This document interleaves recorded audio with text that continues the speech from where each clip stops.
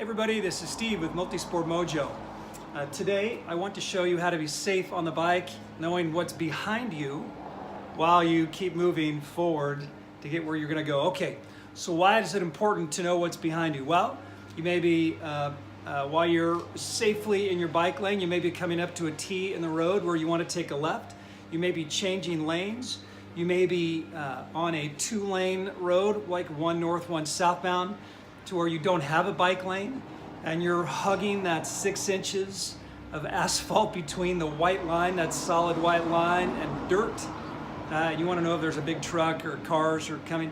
I think it's just as important to know what's in front of you, right? We talk about knowing how to spot things that are right in front of you, being aware of what's out in front of you so you can make good decisions.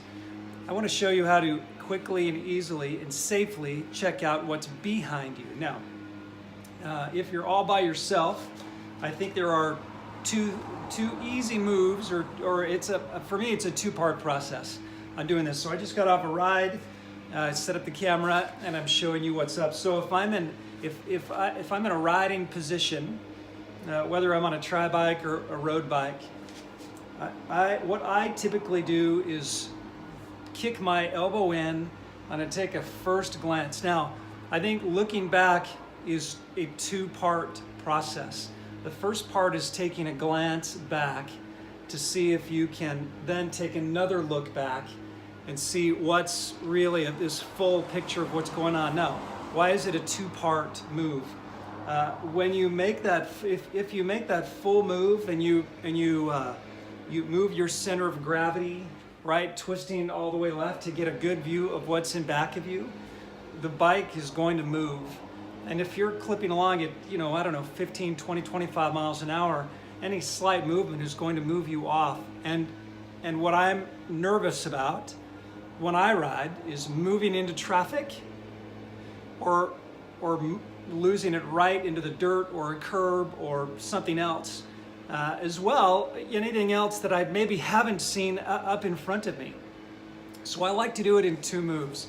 If I'm riding, I like to kick my elbow in, and I like to pull my chin right to my shoulder, and I like to take a first glance back. If there are cars that are right off that first glance, I come back and I continue to ride, and then I'll kick it back in and I'll check back in another couple of seconds. You want to make sure you do this with plenty of time. If you're changing lanes or you're coming to, or you've got to turn, you want to give yourself plenty of time. You don't want to have to stop and get off the bike and work. That's just a mess, right? Give yourself plenty of time to get over. So you want to start assessing early on as you're coming up, 100 yards out, 150 yards out, so you know and can start to plan to get over or to stop to get in the lane that you need to get in. So I like to take that elbow in and I like to bring my chin to my shoulder and take that first glance. If there are cars, I come back, do it a couple of seconds later. If there are no cars, if I don't see anything in that immediate periphery, then I shift. I shift more. I move that center of gravity, keeping my butt on the seat, moving that center of gravity off to take a better look at what's back there. Then I can make an assessment. Are there still cars back? Okay, I'll come back and I'll do the whole thing over again in a couple of seconds. Now, when I make that full move, I'm going to have some play in the bike. What's important is that if I make this first glance back, what I'm giving myself is an okay to have a little play in the bike. I can move into traffic. If I do it, and this is learning by experience, so this is why you're watching these videos, so that you don't make the same mistakes, right? If you make that full move all at once and your bike gets a little play into traffic and there are cars right there, that's trouble. That's trouble for you, that's trouble for the cars in back of you. You don't want to do that. So you make that safe two-part move. You take the glance, no cars, I can look all the way back, the bike's gonna have a little play, I know that. If I'm on a road where there's no bike lane and I only have this much room, it's especially imperative to do this move. And I know that I don't want to lose it to the right, into the dirt or into a curb. I'm really mindful of when I make that first look and there's nothing in that full look, that I'm at least fading to my left so that I don't fade into my right. And that's just badness. Okay, so two-part move, elbow in, take that first glance, elbow to your shoulder, and I take a look, just a first glance out. Is there traffic? If there's no traffic, I continue, and it's not a smooth move. It's like a one stop, two go. Stop, and then look. And I'll move my left knee back. I'll even pull my right knee up so my whole center of gravity twists while my butt is sitting on the seat, and I can take a quick look. Now, it's not any more than a second or two. You're not taking pictures looking back there, 1, 2, 3. You're anticipating, I've got to make this move. I know I need about 50 yards or 25 yards. Traffic's moving at, 25, 50 miles an hour. You're going to know how much room you're going to need. So in your mind, think, okay, I need cars to be all the way back to the light. So you take that first glance, no cars, all the way back. Okay, cars are all the way back to the light. I'm safe to go. And then you rock it and go. It's important to know that as soon as you make the move to look, that second look, that you know what your decision is going to be if the circumstances are optimal for you to make that move. The whole reason you're doing this is to make that move. So one, elbow in, take that first glance, nothing, twist back, okay, I don't see any cars, you're still moving. Maybe the bike's faded a little bit, that's okay, but now I'm safe, there's no cars, now I'm safe to move into that turn lane, or I'm safe to switch lanes, or I'm safe to make the turn, or I'm just safe in general. I've heard, if you haven't have enough experience, you begin to be attuned to the sounds. Even if you have earbuds in and you're listening to a podcast or music, listen to the MultiSport Mojo podcast while you're riding, but don't keep it too loud, because it's important to take audio cues from what's in back of you. If it's a big truck and you're moving at a high rate of speed, you want to know what's coming.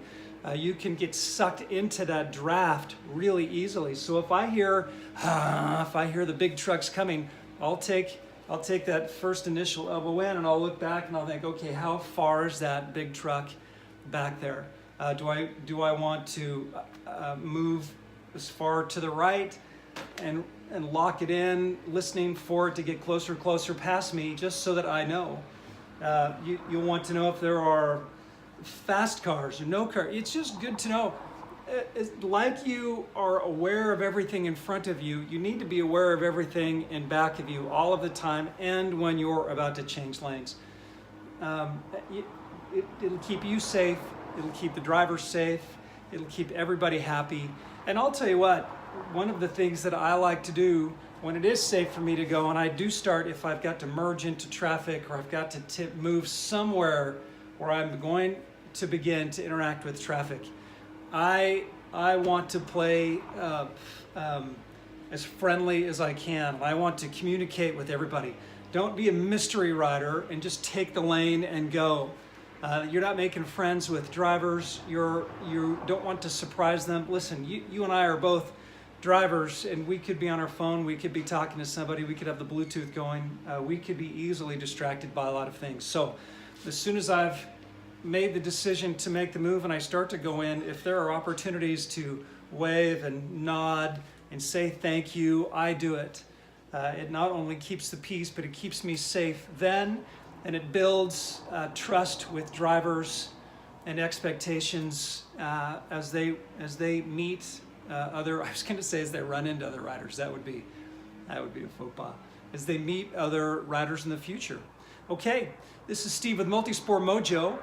Subscribe to our YouTube channel here at MultiSport Mojo for more how-tos and for gear reviews. Go through the library. We got all kinds of good stuff. So subscribe and you'll get notified on all of them. Go to our websites for all kinds of multi-sport information on best of this or that, on gear reviews. All these how-tos go really in-depth, guides that you can grab. You name it, it's all there. And those are at trigearguru.com for triathlon, so that's trigearguru.com. For biking, it's ridegearguru.com. For swimming, it's swimgearguru.com. And lastly, for running, it's rungearguru.com. Again, this is Steve with MultiSport Mojo. Thank you for watching today, and we'll see you next time.